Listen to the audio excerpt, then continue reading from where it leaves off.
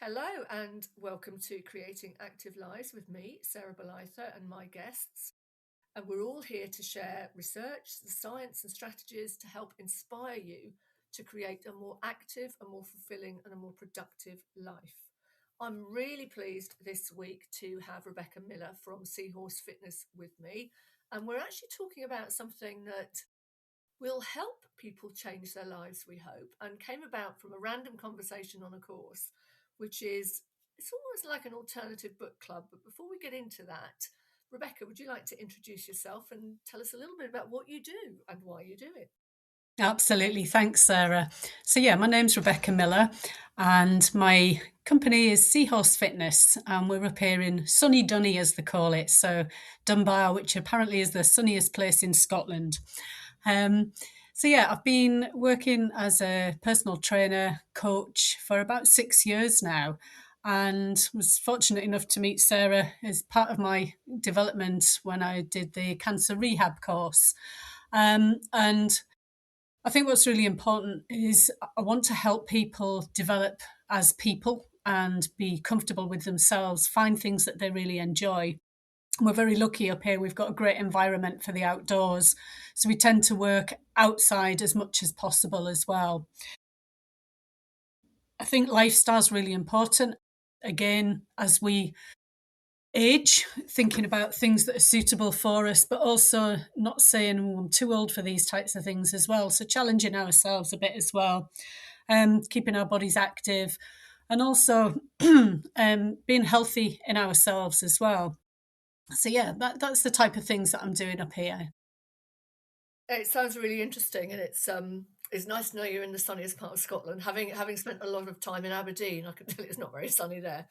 But hey, um, it's really important what you're saying. It's about lifestyles, it's about activity. And one of the things that the podcast aims to do is to get people away from thinking about, if you like, more structured exercise or going to the gym and things like that. And yeah, which can be really, really important. And certainly for a lot of people, it is really important.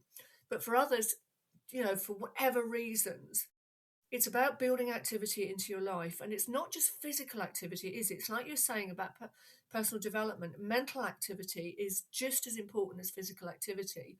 And developing that side of our lives, our lifestyles that is much more positive. So, if you don't want to go to the gym or do structured exercise, you're doing other things in other ways that keep you fit, healthy for what you need to be able to do. And what we're talking about today is essentially it's a book club, but like I'm sure most people are familiar with the concept of a book club, which is that you read a book, you discuss it, and it's really, really good. And I've been in a few because sometimes you pick up from other people things that you might have missed or little nuances, and you get to discuss things. But what we were talking about during a course once was we were talking about how important self-help can be for people who have mental health conditions. And self-help is a massive industry and massively expanding. It's currently worth around 35 billion pounds a year, and that's estimated to double to about 70 billion pounds a year within the next 10 years or so. Self-help is a rapidly growing market, but one of the issues is, and I'm sure there's a lot of people out there, is you read a book and then you put the book away and you don't do anything with it, you don't action anything, or you start it and you never go on. There's no kind of follow up, there's no accountability. And this is what we were talking about, was a book club that actually looks at some of the self-help books or techniques or methods, but that people can then action together. And there's accountability in that you don't just buy the book, read the book, start the book or whatever and put it to one side. You actually follow through with actions, because at the end of the day, however much you read a book, unless you do something with it, Mhm. it's a bit pointless, isn't it? So you actually went ahead and started kind of an alternative book club. So tell us a little bit about what happened, Yeah. how it's going. So I probably wouldn't have started it if I hadn't been on your course. So we were taking part in the mental health course, which was really interesting. Again, just trying to think about holistically as people, being able to help people. And it was one of those comments. And I just remember you said to me, oh, have you considered a book club? Now, I've never been in a book club and always thought it was like this little secret environment. And from what I'm gathered, there was a lot of wine drinking goes on in book clubs. And we were like, oh, okay. And not that we were planning to do that. So we said, right, well, let's think about it, about how can we get the group together. So what's really important to me is building a community. And I think we've got our Seahorse community. We run a lot of boot camp sessions. So there's quite a lot of groups come together. I've got people who PT together. And for me, it's very important about being able to say, yes, you've got me as a provider, but do things outside of this as well. And it isn't always about the money as well. It's interesting when you say about the amount of money in the industry. So I thought, right, I'm going to set up a book club, but like you say, with a slightly different edge to it. So looking more on the health industry. And I don't charge for the book club. So I said, right, this is open. Who would like to come along? And we got about, I think it was about 18 people. And I thought, oh my God, that's too many for one book club. So what we do is we've split it. So we have half one month, half the next month. So it's one book every 2 months. I think the late Dr. Michael Mosley was quite inspirational. There was a number of programs that I watched that he did. I've got a lot of his cookbooks. And one of the books was called Just One Thing. And I thought it's quite a nice book to start with because the chapters are pretty small. And you basically choose just one thing that you are going to implement in your life to make your life better. And there's a vast variety of things that you can choose from as well. So we all got together for the first book club. Well, half of us did. And it was really interesting. I felt quite nervous myself because I was thinking, well, people will they turn up? Will they enjoy it? What will they actually get from it as well? And I think at the end of the 2 hours, I mean, we'd laughed so much as well. And I said, right, we really need to stop. So we need to go home at this point. But the biggest thing was how open people were with each other. And although we were talking about the book, it kind of led on to other discussions as well about lifestyle. And everybody was saying, right, I'm going to do this one thing. So people chose lots of different things. One of the things that we talked about, and I think like you mentioned as well about accountability, that was really important because I said, okay, so, for example, I don't know, Sally, if you're going to do this, how are you going to keep doing that? And she said, well, I'll talk to other people about it as well. And then the next book club that we came to, we'd gone on to the next book, which was Who Moved My Cheese? And again, just talking about resilience and how do we manage change. But we started it by going back to the previous book and saying, what was the one thing? And I'd written them down, so I knew what everybody had said they were going to do, just to see, were they the same things or had people changed them? And pretty much everybody had stuck to the same thing and they were doing them as well. So I think definitely accountability, but also having that safe environment as well. And we use community space for that. So we're really lucky. I'm part of the sailing club and they let us use the sailing club to meet up as well. So it's a nice place and very relaxed as well, where people can just be themselves and, feel comfortable with it. And this is the thing, isn't it? When people feel comfortable, they'll often open up about things and Yeah, they'll talk about things. Quite often with these books, it's there's I know Michael Mosley is just one thing, but actually there's lots of things that you could do. And again, I mean, there's lots of other books. James Clear's Atomic Habits is really good. B.J. yeah, Fogg's Habits, I think it's called. She says, just looking over at the bookshelf. You know, what all of them say is, you're not going to change everything in your life all at once, but choose one thing. yeah, And the thing with having a group like this where people can talk safely and openly is that they're much more likely to pick one thing that they feel confident that they can stick to rather than what they might feel is more important, if that makes sense. So sometimes people say, I know I need to do this, it is really important, but it just feels a bit overwhelming at the moment. They can pick something else that I know I can do this, I can stick to this, which actually is going to make them much more confident about tackling the big thing down the line. yeah, And I think this is important, isn't it? A lot of these books, it's like change your life by doing all of these things, but you've got to start with something that you feel confident that you can do. But yeah, also having that accountability means that I don't know about you, but if people are checking up on me or if I'm part of a group like that, I'm much more likely to stick to it because I want to. It's it's not about what letting people down, is it? It's about I just want to be kind of motivational for everybody else as well. Yeah, and quite a few people said that they've gone into work and then had discussions in work about it and then shared the books in work as well, which I thought, it's kind of spreading that message as well and sharing it with people. So yeah, I mean, it's just great and silly little things. It reminded me as well of when I first started as a PT.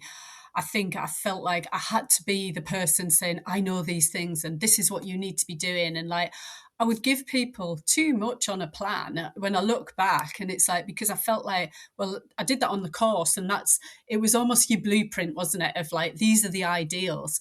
But realizing that actually, somebody works down in London 2 days a week, they've got 3 kids at home, they're also studying as well. And then I'm saying to them, and you need to be exercising X number of times a week without thinking, how realistic is it as well? And I think that's just honing your skills, isn't it, as you develop as a trainer, as a coach, and understanding about people. And that's where with the book, it was great because people could just pick out something really easy that they can fit into their lives. And it's so important, isn't it, to have that one thing that you think I can manage this. Mm, Because actually, when you find out you can manage it, you've achieved it, you've done it, you think, actually, maybe I could take on a little bit more. yeah.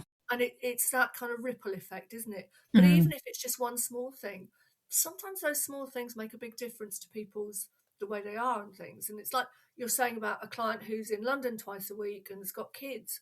If they're sat down, if they're commuting, if they're traveling, maybe stretching's the most important thing for them at this hmm stage rather than the hmm exercise. It's really getting going down, down, down. Yeah. And sometimes it's actually helping people to step away from the big picture and actually look at the tiny little, like doing a jigsaw, isn't it? You've got the big Mm, picture there, but you start with a corner or the edge. You yeah. don't start by doing the whole thing at once. And I think this is where a lot of these books are, don't get me wrong, I mean, got loads.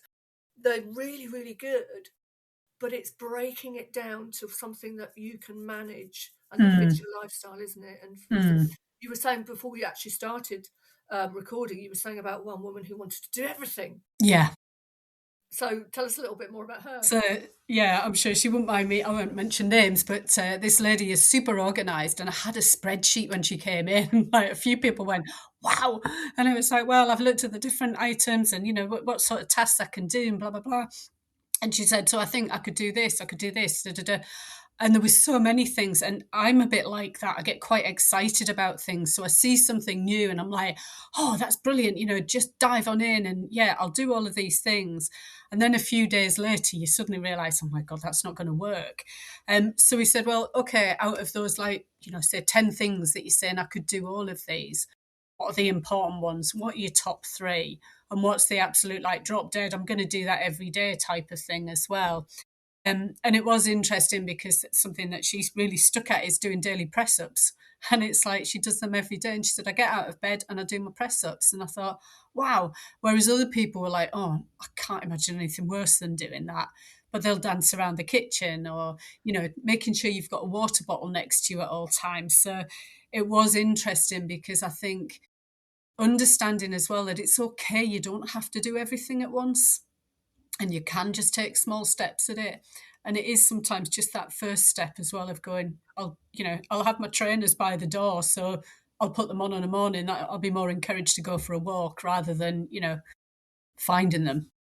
And I think again, it's those small things, but sometimes people focus on things that they're going to stop doing.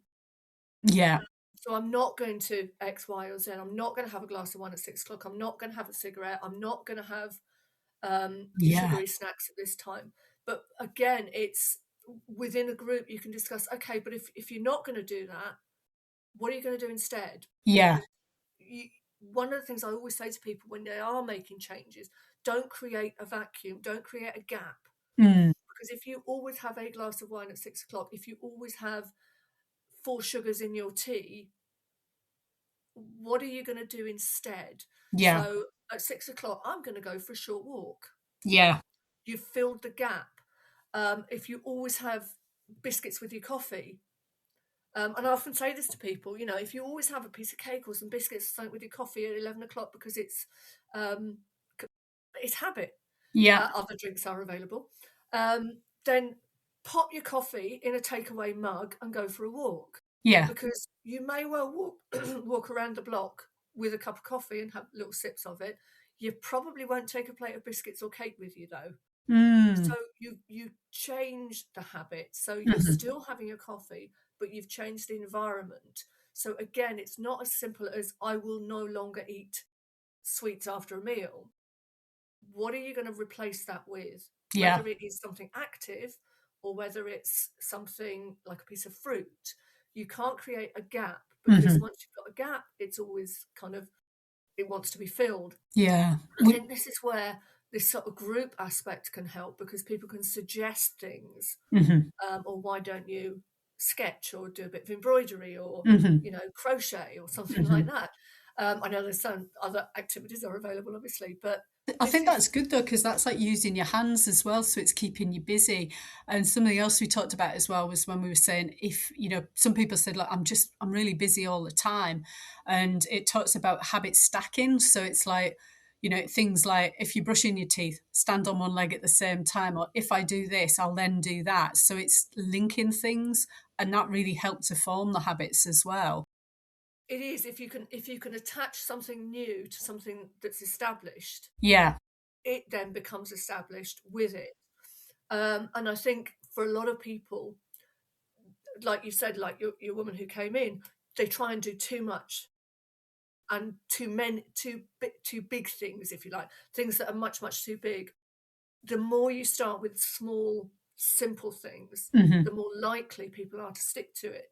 And I think, I mean, I don't know if you found this in your group, but you know, when I've worked with people in group kind of behavior change, which is ultimately what we're talking about, um, I found that the people sort of say, "Oh, I'm really struggling with X and Y," and someone else will say, "Oh, I had that.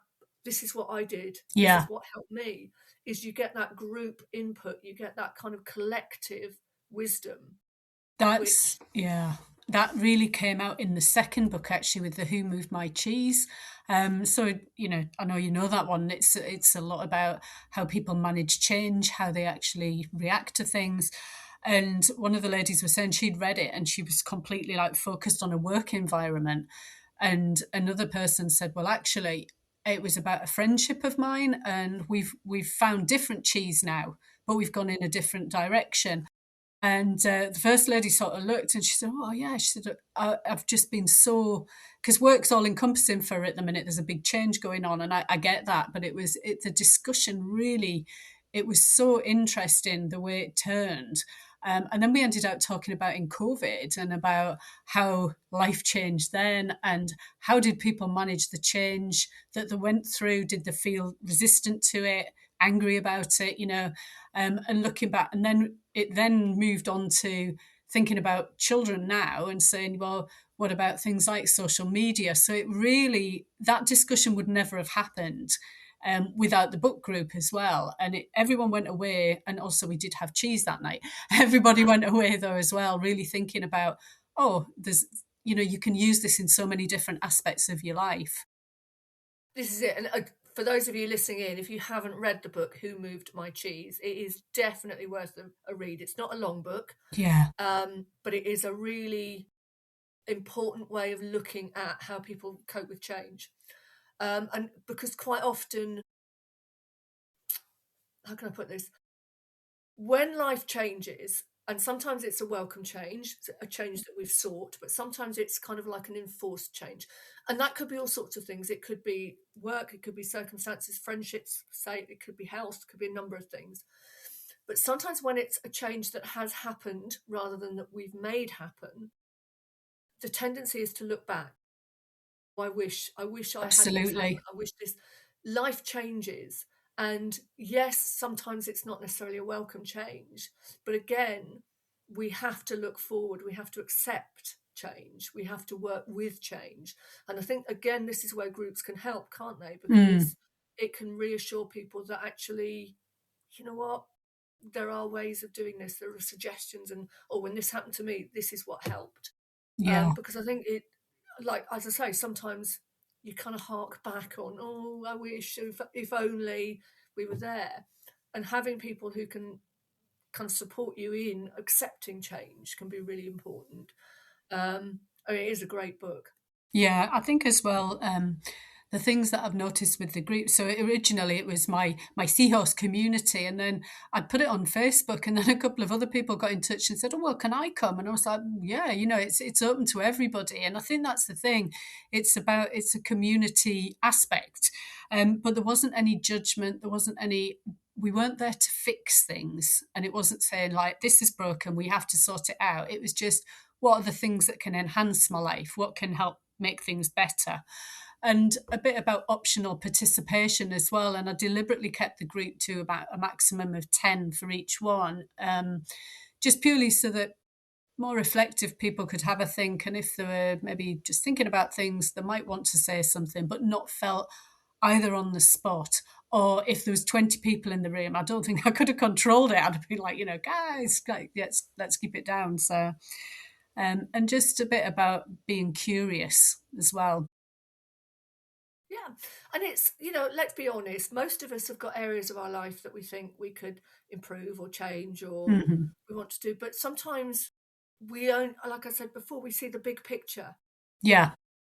If I do this, then this will be the result. We're not looking at, okay, that's huge, it's too much, it's overwhelming, I haven't got time. We don't look at that initial small step. And I'll often, particularly when I'm working with people, you've talking about goals, you've heard me talk about goals. I tend to get a little bit ranty because I think sometimes we're very fixed on we must have this very smart goal. But you know, we I've talked about goals before, and I'll often say with if you are using the SMART formula, remember it's not evidence based or anything. Yeah. Excuse me, coughing. Um, but also it's designed for business projects, which kind of do need those very rigid targets. Mm. But for me, it's for S, instead of making it specific, it's look at skills. What skills do I need to be able to make the changes I want to change? Because actually, it might not be your first step might not be to make a change. It might be to acquire a skill that will help you to make that change. Mm. Um, and I think, M, meaningful, whatever you want to do, there has to be some sort of meaning in it for you. There has to be a value Yeah. because sometimes, you sort of say, well, do this. And it's like, but actually, I like doing this. I don't want to give Yeah. up this to do that. Where's the value for me? But there might be something else that actually has more value. And A, for me, is always about accountability. Yeah. We don't, we tend to have our little goals, have our aims, have our plans in private. We keep them secret, but without that accountability, you tend not to get things done. Yeah. When you know someone's going to ask you how you're getting on, when you know you're going to be meeting up and feeding back on Mhm. your progress, you start to want to be able to report back with pride Mm. rather than things. Even if it's, well, actually, I've had an absolutely awful month. I haven't got anything like as much done as I wanted to, but I have still stuck to my press ups every morning. Yeah. And I Yeah. think that again is something that is important. But we also need to enjoy, we need to relish what we're doing, whether Hmm. it's a small step or a big step. We need to have that enjoyment and Yeah. Yeah. the enjoyment might not be in doing the press ups, but it might be in the feeling of achievement in doing the press ups. And So again, it's yeah. it's helping people to look for different ways of seeing these steps, isn't it? And Yeah. you get that in a group. It's Yeah. you know, for me, if you're not enjoying a process, you just find every excuse to sort of, oh no, but Yeah. I'm not going to do it. Whereas if you enjoy it or you enjoy the feeling afterwards, Yeah. you're much more likely, aren't you? And that again is where that accountability comes in. Hmm. But and again, the other T in SMART is time. For me, it's not the time frame. I will do it by this date. It's have I got the time Hmm. in my life to actually do all of this? Yeah. Or do I need something that's a bit smaller that I can fit in? And I Yeah. think, again, this is where the group comes in, isn't it? Because people will say, oh, I found if I actually do this, then that helps. Oh, I hadn't thought of that. That's a Mm. good. It's that collective experience. We might have I've got this experience, you've got that, you've got this, you've got that. But it's when you bring it together, it Mhm. becomes this huge experience circle, you Yeah, know. that's it's funny because this morning at boot camp, actually, I've got a lovely lady. She's been with me for years, and we've been chatting about she really loves running, but she's just not been able to recently because of work and time and just, and it's not about excuses. It's just generally life was so busy, and we were chatting about it, and I said, well, what about running down to boot camp because she lives relatively nearby, and it was like, oh. And this morning there she was, and she's gone back to doing the couch to 5K, which is fantastic. And then somebody else saw her and they were like, oh, you're a legend. And it's like that lovely feeling because people recognize that. And I think with the book club as well, that's what I really like, is that people see that and sort of go, there's a very much supportive element there as well, which we all need that. It's so important. We do. We need that kind of. We are by nature, we are kind of tribal in the sense Yeah. that we want to belong, and Yeah. God, I keep talking about Maslow's hierarchy of needs, but actually belonging Yeah. it underpins really moving forward. Once you've got your basic needs met, Yeah. your food, warmth, whatever, and then your safety, Yeah. belonging is a big part of it. And when we have big goals, we have big aims, we have big things that we want to do, we can actually feel quite lost because it all seems very overwhelming. Belonging, being in a group of people that kind of say, oh, well done, you ran to boot camp Mm. this morning. It's a kind of, yeah, I did. And I was coming anyway. So it hasn't taken me more time. It's just I've done the approach differently. Yeah. And sometimes it is, isn't it? It's people saying, well done for just not giving up Yeah. sometimes. Or even, and this is a big one for me, well done for actually saying, do you know what? I don't want to achieve that anymore. I actually want to achieve this. Not achieving something isn't failure. Sometimes it is actually a really successful, powerful thing because you're saying, do you know what? I don't want that after all. Yeah. No, ditching that. I'm moving on to this. And again, it's that kind of, oh, well done you for realizing that that wasn't the right path for you or there wasn't the right thing. Yeah, and I think we do change as people. And like I say, when I first started as a PT, that was it. I mean, unfortunately, it was literally as lockdown happened. So I did outdoor one-to-one PT sessions, which was great. But I thought the idea of doing group things, I was horrified. I thought, oh my God, I'll not have the confidence. And actually, I found my niche with that and I absolutely love it. And the feedback's great from people. However, then I developed that further and I've done nutrition courses and then I developed a healthy habits course and that's been great. And again, focusing around just the basics on our nutrition. This isn't advice, it's just some recommendations, going through the macros, going through when you're going shopping, what sort of things to look for, how do you walk around the supermarket, that type of thing. And then the book club just feels like the next iteration of that as well. And it's like, I feel as an individual in my career, I'm growing, but finding the things that I want to do more of that light my fire. And the book club's definitely one of them. And people say, do you not think you should be charging for it? Well, no, I don't actually. I'm quite comfortable with that. So, it's fine. There are other things that I do charge for, but this is about the community. And if we can help each other, that's the most powerful thing. And it's a positive thing for people Yeah. as well because it's not about like you say, I think most fitness instructors, we start out, personal trainers, whatever, we start out wanting to change everything about everybody, and Yeah. but sometimes the improvements that people want aren't actually about fitness. They're about other things. They're about drinking more water or eating slightly more healthily than they were. Like you Hmm. say, thinking about the way they walk around the supermarket. Maybe they leave the less nutritious aisles until last because at that point you've got a full trolley and you're looking at it thinking, oh, I don't really want any more. There's lots of different things, aren't there? And I Yeah. think sometimes, you know, we both when we are mentors or trainers or instructors or whatever, we can be a little bit too, full on. But also people again, and we've already mentioned this, their expectations about what they can change in the time frame or immediately is it's just too big. And overwhelm is one of the biggest reasons that people give up anything. Yeah. They're just overwhelmed. It's too much. So it's that small step. And I'll say to people, what's one thing you could do immediately after we finish this call? And it might be get a pen and paper and write down everything they've eaten today. Or it might be just stand up and stretch. Hmm. What's one small thing you can do that maybe will take you a minute or 2 minutes? Hmm. And so, oh, well, I can do that. So, right, then do that. But is that all? Yes. Yeah, and that's fine. Yeah. Yeah. That's it. And I used to work with a lot of teenagers, and we'd work on just improving their diet along the healthy eating guidelines and things.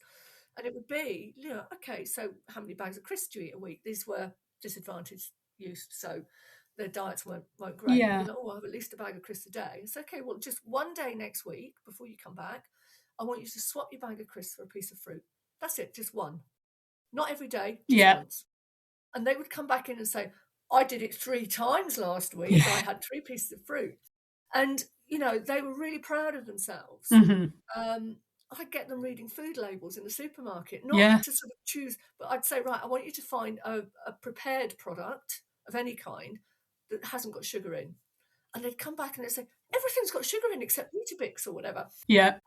But I wasn't getting them to change their diet. I was getting them to be more aware Yeah. Yeah. of And that what was in food. education piece. Yeah. And this is it. Sometimes the first step isn't the change, Hmm.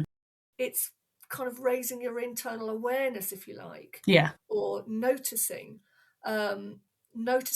how little you drink water by having a giant jug of water, and at the Hmm. end of the day, you say, gosh, that's hardly gone down at all. I'm not hydrating. So what can I do? Right, tomorrow I'll make sure that I have at least one glass with my Yeah. lunch or whatever.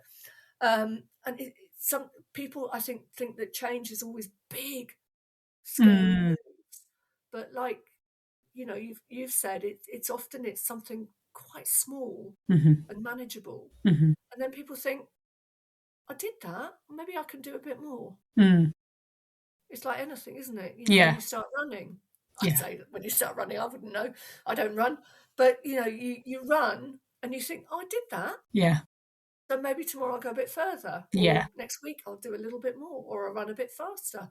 And it's that for me, motivation is something that grows with successful steps. And Hmm. it doesn't matter how small the steps are, it's just that sense of I'm doing this, Yeah. Yeah. I'll move on. And I So do. what's your next book? So we haven't chosen the next book yet. So one that has been suggested is the chimp paradox. But what I've said to Right. people is put in your suggestions, and then we'll do like a little poll as well, so that the group can choose which one we're wanting to do. So The chimp paradox is a really good one. I think there's a workbook that goes with it as well, which is quite okay. useful. But it's again, you read the whole book, it's overwhelming. But actually, when you read it and you say, right, okay, what's one thing I can notice about my chimp? Yeah. Where's one area that I know my chimp's really active?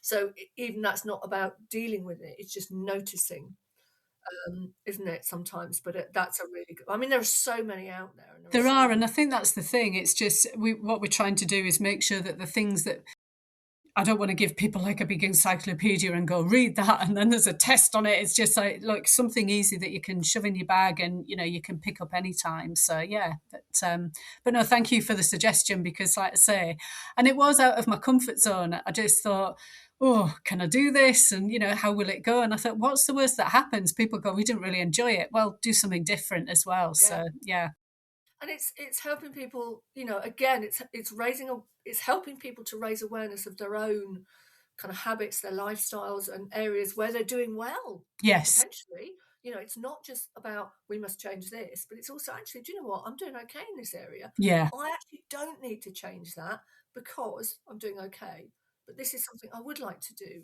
And it might be something big that they're aiming for, but breaking it down into small steps. So it might be just tiny little tweaks that they just think, do you know what, I just want 5 minutes a day where I just breathe, yeah, or I just sit in the garden and do nothing. yeah, It's helping people to realize that change is possible. It doesn't have to be huge and overwhelming, but it also can be quite powerful in in building up to sort of changes in your life, yeah, isn't it? yeah, absolutely. I mean, I have to admit it's a great idea, and I'm thinking of starting. It'll probably have to be online for me because I'm around and about so Yeah, much. yeah. But I do think it is something that you know, with the self-help field, there is so much out there and it Mhm. is overwhelming, but just helping people take those little steps and be able to discuss it with people Mm. and sometimes disagree with some of the advice that's in them. That did happen as well, especially around the "Who Moved My Cheese" book, 'cause, yeah, but people did it in a respectful way as well. It wasn't like banging the desk and shouting, but we just said, "Look, we are all different, we know that." So it's, being able to say, from my point of view, this is how I feel about something as well, and having that respected. So yeah. It's and that sharing of opinions is so important as well, isn't Yeah. it, in change? Because it means that people feel heard. They don't feel pressured into, I've read this book, this is what I must do. It's like, actually, that doesn't feel right to me. Yeah. And it's that is a huge part, isn't it, of personal development. We Mhm. talk so much about professional development, and I think sometimes we forget about personal development. Mm. And but that's a big part of personal development is being able to say, actually, I that's not right for me. I'm not going to do it. This feels much better for me. And again, having different opinions opens up people's minds to the fact that people have different opinions and different ways of doing things. Somebody might say something you think, oh no, that wouldn't work for me, or you might go, oh, do you know what? That might Mhm. actually work for me. Mhm. I'm going to give Mhm. that a go, and it's so important. Oh, I look forward to hearing about what happens there. But one thing I do want to ask is Seahorse Fitness. How did that name come about? I know you live by the sea, but Yeah. So living by the sea, I'm literally like a stone's throw away from the sea, which is lovely. But I used to dive a lot when I was younger, and I never saw a seahorse. And I used to always think, oh God, I wish I could see a seahorse. So the way that I guaranteed that I would see a seahorse is I have a seahorse tattoo. But the thing that I really like about seahorses is, I mean, they're only small, very strong, but they're very unique as well and quite powerful creatures and a little bit mythical as well. So for Seahorse Fitness, my strapline is Seahorse Fitness, be unique because we are all individual. So that's kind of where the name came from.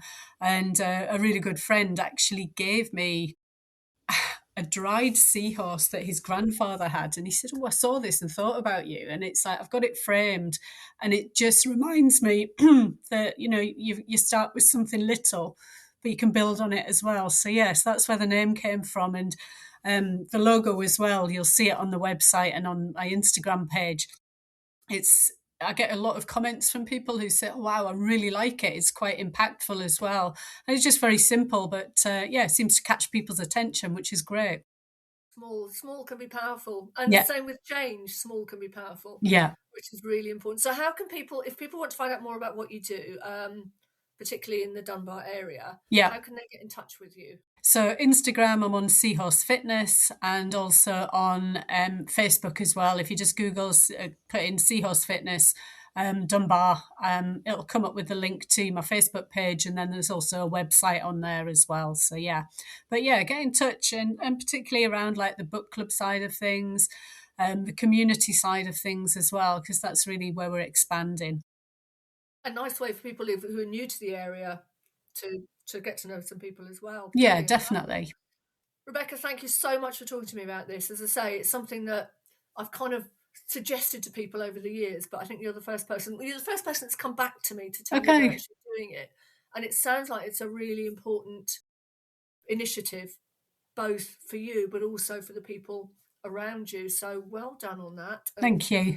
maybe come back and talk to us a little bit more about how it's going on another session. Thank But you. thank you very much. And to everybody out there, thank you for listening to Creating Active Lives with me, Sarah Bolitho, and my guest this week, Rebecca Miller from Seahorse Fitness. Join me each episode for more on how to create safe, sustainable, and more importantly, enjoyable everyday activity. And remember, it doesn't have to be hard, fast, sweaty, or whatever. Activity could be a gentle stretch or a little stroll in the park. Follow me online, Fabulous Active Lives. The links will all be in the transcript, and I will hopefully see you soon.